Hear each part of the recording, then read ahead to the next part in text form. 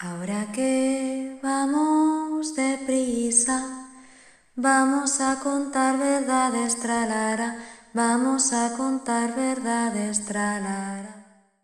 Hola querida gente, ¿cómo estáis? Yo ahora mismo me encuentro en Madrid. Acabo de aterrizar de un viaje que he hecho a Marruecos. Tengo la sensación de que ha pasado más de un mes de lo intenso que ha sido. De hecho, quería haberos grabado el podcast del domingo, mi intención era hacerlo allí, pero no fue posible. El día que salí a grabarlo, a dar un paseo por Essaouira y grabaros el podcast, hacía un viento indomable. Y al siguiente día, que también lo traté de grabar en Marrakech, lo había dejado grabado, pero resulta que lo grabé mal. Y bueno, lo tomé como que no tenía que ser en ese momento. Y así ha sido, porque me da la sensación de que faltaba perspectiva completa de todo el camino, de todo el viaje, para poder dejaros este podcast en el que quiero contaros un poco mi experiencia. El viaje inicialmente iba a ser para encontrarnos con un grupo de mujeres en Marrakech, hacer un retiro y, bueno, trabajar las heridas de lo femenino con lo masculino y bueno, también lo que fuera saliendo ahí en el momento presente, además también de tener una parte organizada maravillosamente por la que gestiona el espacio y quien convocó este grupo para hacer el retiro, que se llama Viridiana. Nos dio unas clases de yoga y organizó varias actividades muy bonitas por allí, por Essaouira. Y bueno, finalmente alargamos unos días el viaje y también fuimos a Marrakech. Y la verdad que han sido solo 5 días, pero ha sido muy intenso. Estos viajes que pierdes la noción del tiempo y todavía me siento en proceso. Por un lado, la experiencia de estar en el continente africano, que no la había pisado nunca, y bueno, en Marruecos, que tampoco, por lo tanto, ha sido bastante sorprendente. Yo no he sentido nunca esa llamada de ir a Marruecos que tanta gente a mi alrededor ha vivido. Como que más bien tenía cierta resistencia. También por la energía que yo pues he podido vivir muchas veces aquí con las personas marroquíes, que no es que haya sido desagradable tampoco, pero sí que tenía cierto prejuicio por sentirla invasiva. Me siento una persona que soy muy sensible. De hecho, yo siempre voy con tapones a todos lados. A mí me cuesta mucho los sonidos muy altos. A veces en sitios donde hay música muy fuerte o incluso en el cine me tengo que poner tapones porque es muy duro para mi sensibilidad, ¿no? No digo que esté bien ni mal, simplemente es así. Y como soy tan sensible, pues muchas veces los lugares o los entornos que se prestan a ser muy invasivos, me saturan con facilidad, me cuesta. Así que yo imaginaba Marruecos de esta forma y por lo tanto tampoco había tenido como antes muchas ganas de ir. Pero ha sido como mágica la entrada allí, porque entrar por Essaouira, un lugar que no tiene nada que ver, o sea, es muy tranquilo, es una ciudad, también en este tiempo en el que la he pillado, que no es una temporada muy alta. Y es cierto que también ellos estando en Ramadán, creo que también es otra energía la que hay. Fue muy amable. De hecho, me sorprendió mucho la tranquilidad que percibí ahí de la gente y la amabilidad.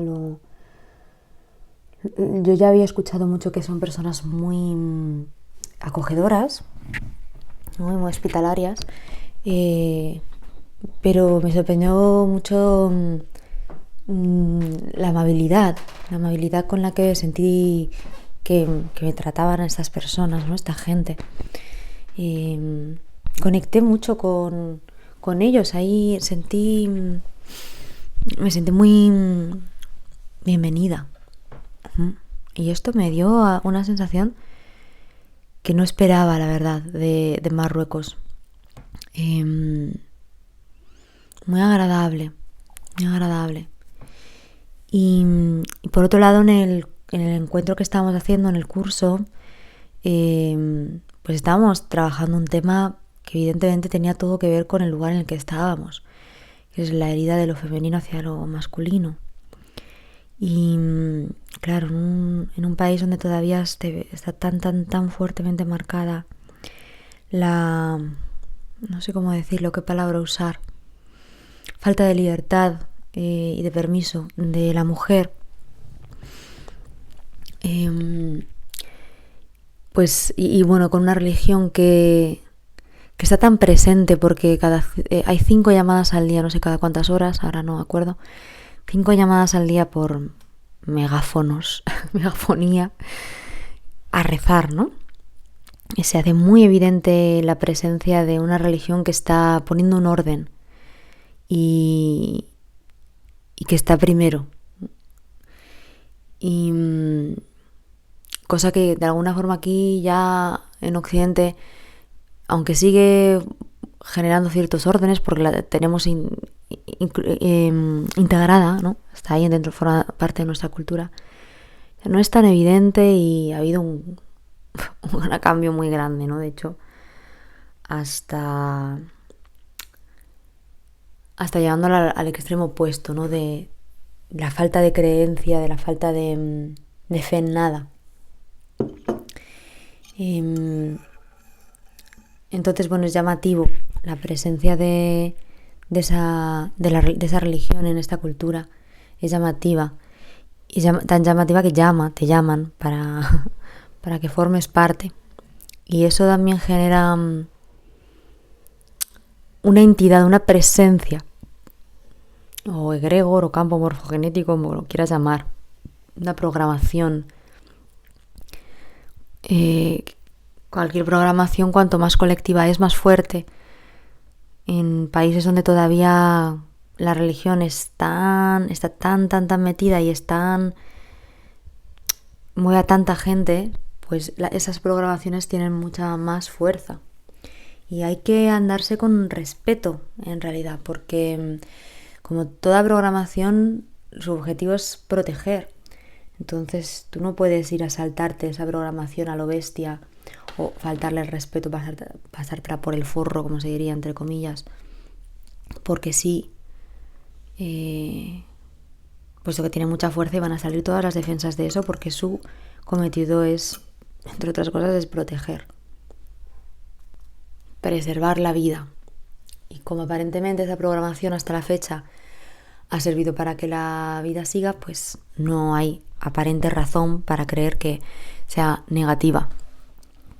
Y por lo tanto, pues desacreditarla así, sin más, y porque simplemente vienes de otra cultura y no te parece justo, no te parece coherente, pues no es coherente, justamente. Todo tiene unos pasos, ¿no? Y un orden y bueno, es muy interesante sentir el dolor que hay detrás de muchos de esas dinámicas, de esos mecanismos que propone la propia religión y por lo tanto también la cultura. También darte cuenta de que son los mismos que una lleva dentro, que no es ellos pobres, que no, es lo mismo, en una microdosis y una macrodosis, pero es lo mismo.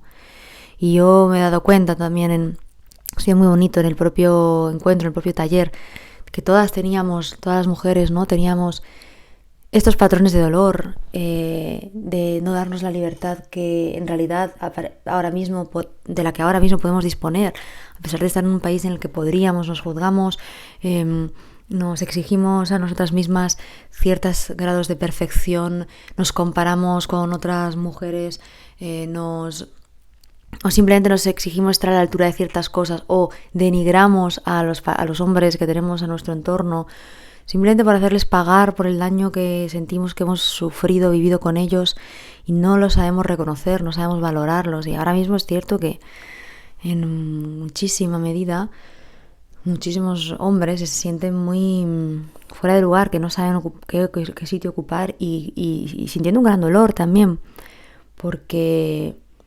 no, como mujeres les hemos dejado de reconocer al decir, vale, yo puedo con todo, yo soy todo y yo puedo sola.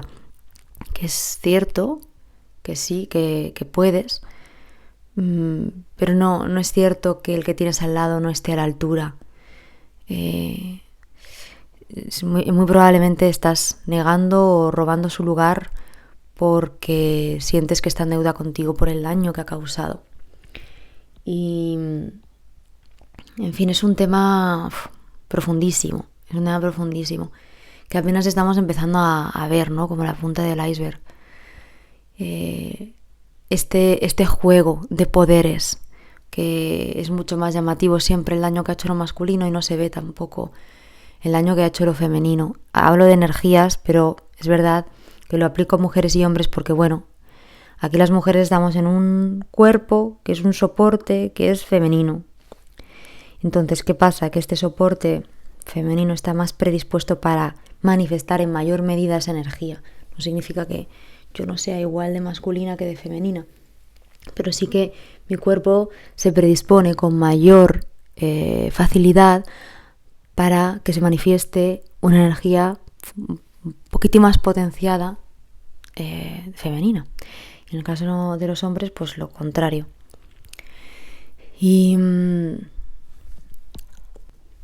digo que estamos empezando a ver la punta del iceberg porque es mucho más profundo que el hecho de nos hemos dado cuenta de que durante siglos y siglos el patriarcado, esa dinámica patriarcal de roles de poder y paternalista, donde el hombre por ser hombre ya tenía un orden superior y no había esta concepción de ser todos iguales, etcétera, etcétera, pues ha sido todo culpa y responsabilidad del género masculino. Y la responsabilidad siempre es compartida. Aquí no hay víctimas, ni verdugos, ni salvadores cuando vemos desde una visión de conjunto la vida. Cuando dejamos de identificarnos con mi género, o con mi personalidad, o con mi cuerpo, entonces la cosa se vuelve muchísimo más amplia, mucho más global, y desde esa perspectiva de que todos formamos parte de todo, la responsabilidad es compartida y el sentido de las cosas va más allá de la justicia. Y hasta que poco a poco no empezamos a darnos cuenta de esto, ¿no? No solamente de manera intelectual, que es donde más fuertemente se suele quedar estas cosas, sino a nivel vivencial, hasta que no empecemos a empezar a sentir ese dolor, tanto el propio como el de la represión vivida, como el de los propios hombres que nos acompañan, pareja, etcétera, empezar a abrirnos a sentirles también. Si tanto pedimos que nos sientan a nosotras y nos respeten, ¿cómo carajos lo van a hacer si nosotras nos los pasamos por el forro? Con la palabra en la boca de justicia, venganza encubierta por el daño ocasionado. Y vuelvo a esta cosa, ¿no? De que la responsabilidad es compartida. Porque es impresionante el daño que generan las víctimas. Es algo, la violencia de la víctima, la violencia del lugar de yo no puedo, soy poca cosa, es a veces infinitamente mayor que la explícita del verdugo. Mujeres que durante siglos y siglos han estado al lado de hombres odiándolos por dentro, teniendo un resentimiento, una agresividad, una rabia, unas ganas de matarlos, pero estando porque no les quedaba otra. Imaginaros la vivencia de esos hombres teniendo al lado a una persona que los rechaza profundamente hasta lo más hondo, sintiendo, porque ¿qué te crees? Que no lo sienten, son seres sensibles igualmente, sintiendo sus ganas de matarlos, de ser asesinados por sus mujeres. En fin, cuánto dolor. Madres teniendo hijos, que a pesar de ser sus hijos, llamarlos, sentir también el mismo odio por ser hombres y hacerle lo mismo a otras mujeres. El rechazo. El rechazo es una forma de hacer daño de las más duras. La exclusión. No perteneces. No te mereces mi amor. No te mereces mi respeto. Y así, ¿no? Esta guerra en silencio y la otra explícita. Pero ¿qué pasa? Que el cuchillo clavado por debajo es el que muchas veces no se ve. Y hace tanto o más daño incluso que el que se clava a la vista de todos.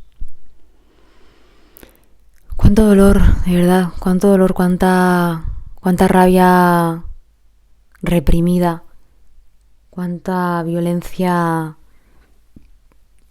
soterrada, todo para mantener una forma de vivir que aparentemente nos pueda dar seguridad. Esto, pues en países como Marruecos todavía está como a la orden del día, o sea, parece que no ha pasado el tiempo y es brutal.